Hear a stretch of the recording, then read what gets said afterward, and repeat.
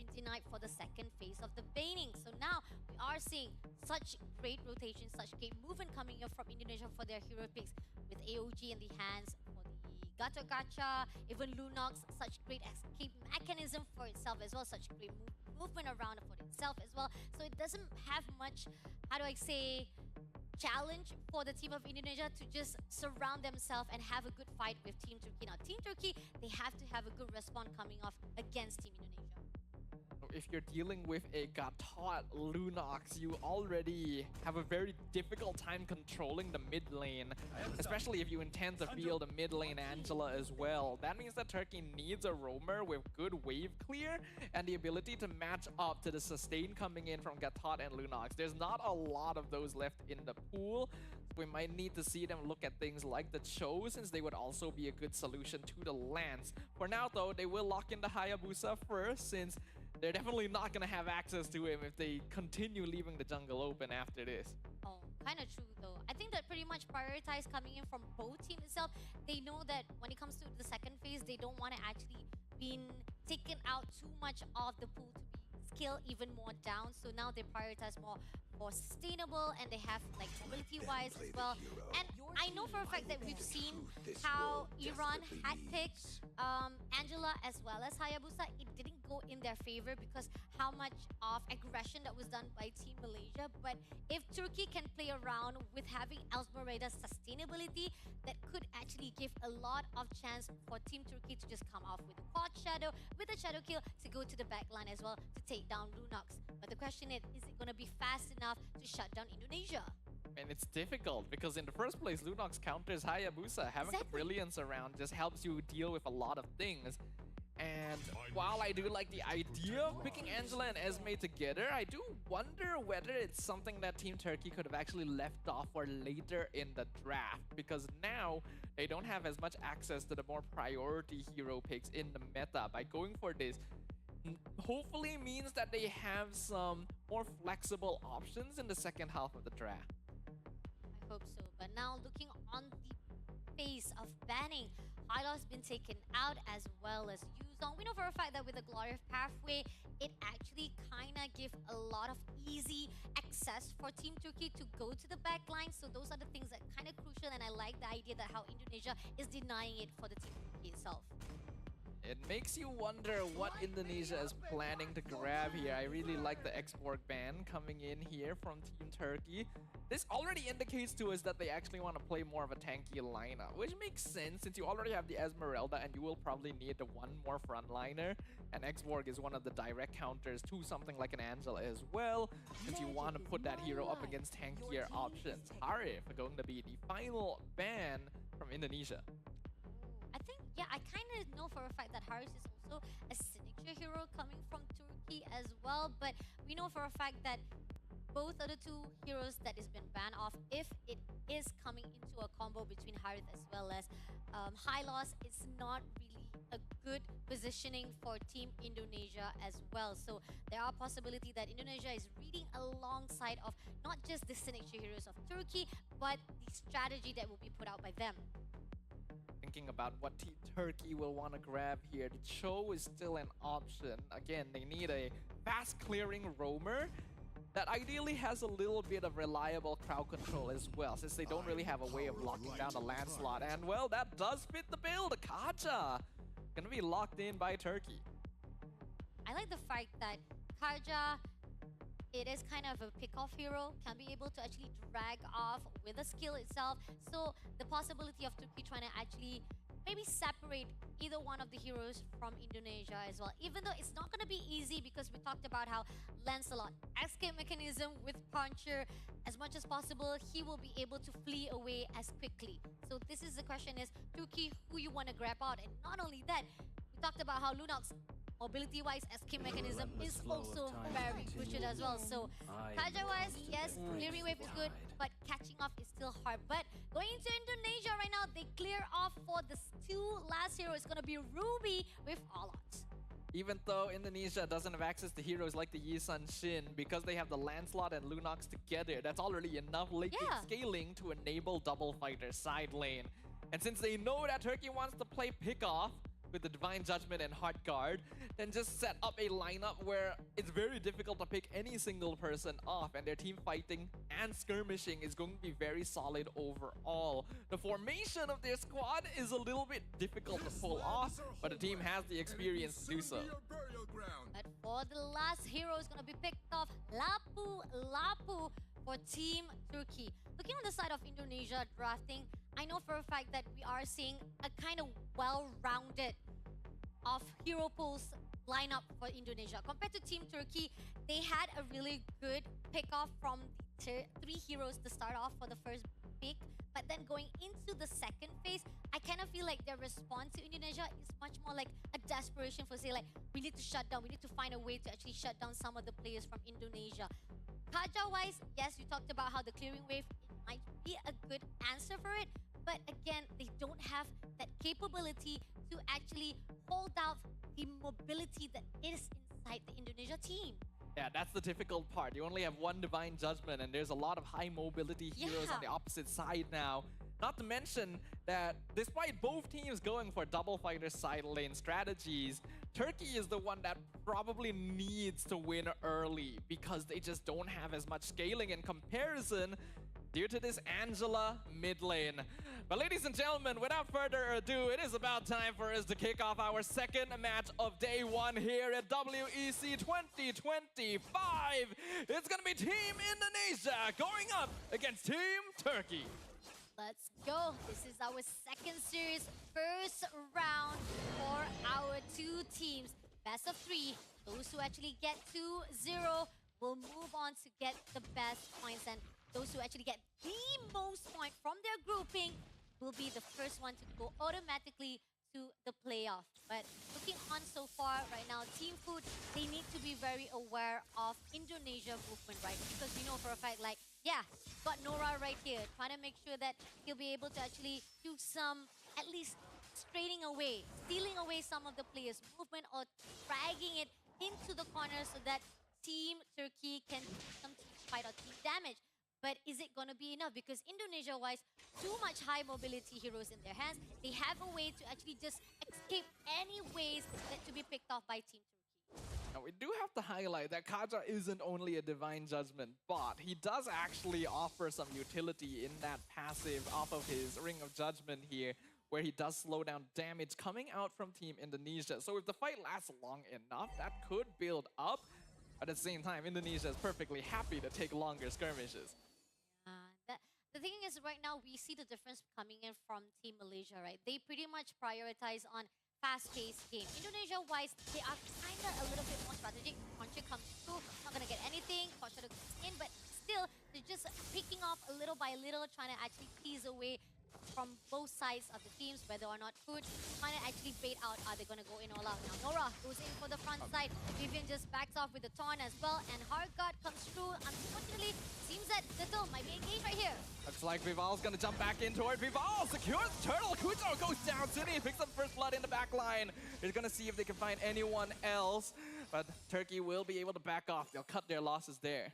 I think pretty much we see that fight, the fast-paced fight coming in from Team Indonesia itself, and Team Food, they kind of try to play around with it, but ended up it goes into the favor of Team Indonesia. Now, Team Turkey somehow, I feel like they're playing by the cards or playing by the games of Indonesia movement itself, and even with Vival, couldn't actually be taken out or even try to be grabbed out. Again, Nora's in trouble. Yeah.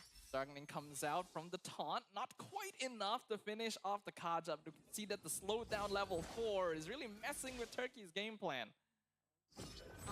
Well, even from the start itself, Indonesia is pretty much playing by their own rotation, by their own game.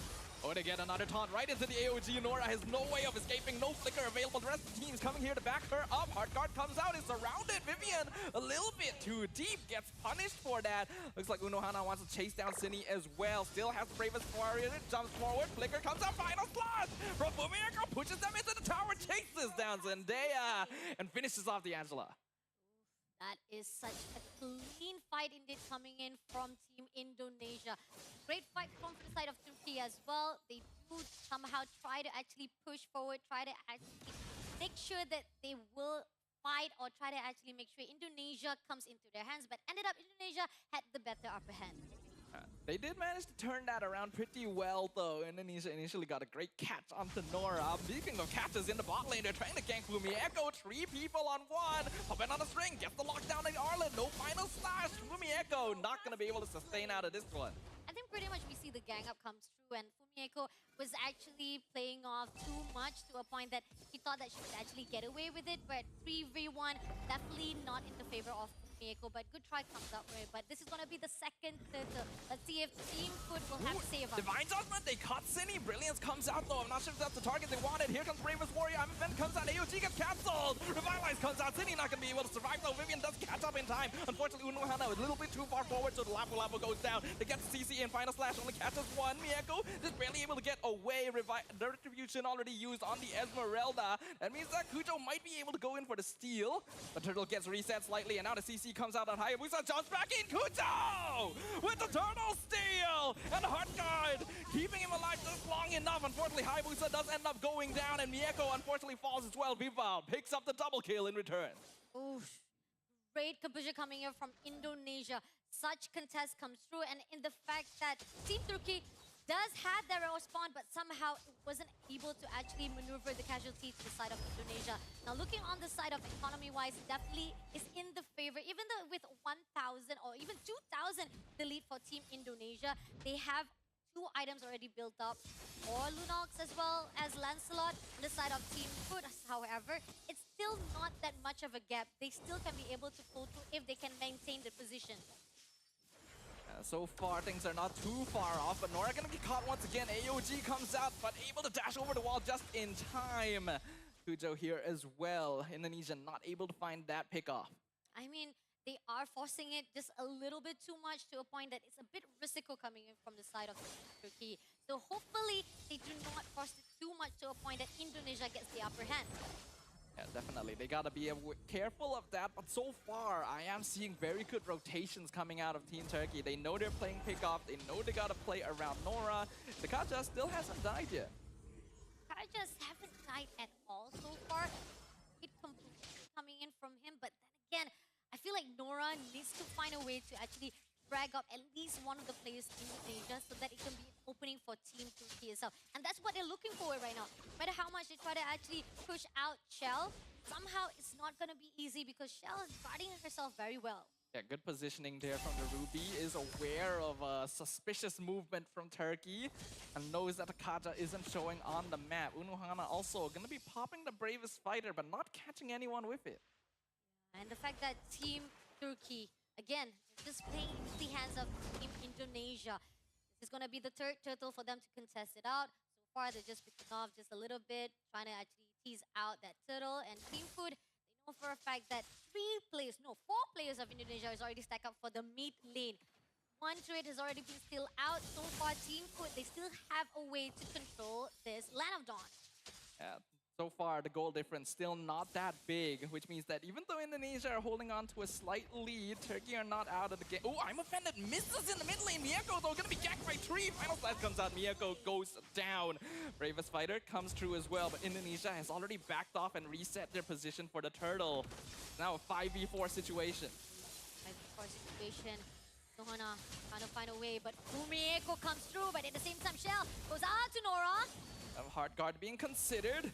But Indonesia doing a great job of maintaining distance. Vival secures the turtle, and they're not going to force anything more than that. Yeah, they're not going to be able to secure more than that, but it's going to be enough for them, though. They be able to actually zone out every movement of Team Foot to a point that Team Turkey doesn't even have a way to break off that rotation. Yeah, but so far, still not the worst. The only hold on in the bot lane. Final Slash comes out. Kujo in trouble. Already takes the quad shadow. Not able to get out, but Fumieko dies to the tower. Zinni, though, making up for it. Flickers behind tier 2 to pick up Zendaya. I mean, a little bit of diving composition coming in, but then again, still enough, though, to have that 2-1 in the hands of Indonesia. And now, pushing on through, they still have so much discipline coming in to defend that turret. But turret, the top lane, just a little bit more further if they can push in, and somehow Chell will be able to get the first turret right here at the bottom. Indonesia slowly but surely building up their advantage on the map. They're aware that Turkey needs multiple players together to actually make anything happen. And that gives them a lot more freedom to play with. Yeah, then definitely we see, like, again, the fast drastic coming in from the side of Indonesia, right? The gap of the economy-wise is not that much. 2,000 of the goal lane, that gives a lot of the itemization for Team Indonesia. But Team Turkey, again, they're quite disciplined on their rotation. They're quite disciplined on their own mechanism. That's how it gives them so much of an opportunity to just control this movement for Team Indonesia. Some poking happening here in the river. Vival finds the kill on Mieko in the bot lane alongside Cine, but that means Turkey knows they have the numbers here, but the AOG comes in! I'm offended, sets them up, it's a double kill! For Fumi Echo as Indonesia bites back hard. 3 teams somehow was able to actually beat it off somehow, and now we're moving in. Seems that Indonesia will have the upper hand. Nuro somehow gonna go all in out for the final slash. 2 flickers gonna be forced out here just to get Turkey out of that situation. They lose their mid tier 2. Holy defense gonna be gone in the mid inhibitor as well. Indonesia instantly transitions to the Lord. Transition to the Lord. The middle turret right now holding on to life. 1 lifeline left.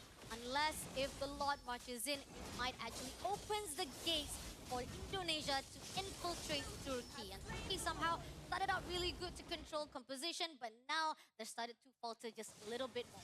And this is the concern I talked about. Turkey does need to be leading in the early stages because their late game just doesn't quite add up comparatively. And since Indonesia is already leading by a pretty good margin now, it's going to be very difficult for them. It is difficult, definitely. And the fact that, yeah, you did manage to actually steal away the bottom lane for the turret itself, but Lord is going to march in. Right now, we do see for the players of Indonesia goes in for the top lane. Bravest Fighter comes out. Heart Guard can be used as well. But gets taunted in. Final Slash pushes them out as well. Revitalize going to be used. Flicker forward. In trouble. Shell actually gets punished. Going too deep. Turkey finds 1 kill. Gets the stun on Fumi Echo once again. The cooldowns are running out on Indonesia. They're not going to be able to continue this. But Vivian re-engages. AOG comes in. Gets the knock-up on Mieko. But do they have enough damage? Here comes the Final Slash! From Fumi Echo gets 3! Sets them up. Sydney with a double kill. They find another one as well. Vival finishes off 1 more. Only Kujo left standing on the side of Team Turkey as the full force of Team Indonesia now pushes straight into the base alongside the Lord. Will Kujo be able to clear this up in time? Looks like the answer is yes. At the very least, they'll keep themselves alive for now. But Indonesia is still pushing in. Oh, you shadow kill on Vival. I-frame. Shadow kill. Survives final slash. Nearly gets the kill. Kujo going back in. Gets the pick off on Fumi Echo. But is it enough? The crystal is wide open. They're going in for it. But Team Turkey has held the line. Oh, wow.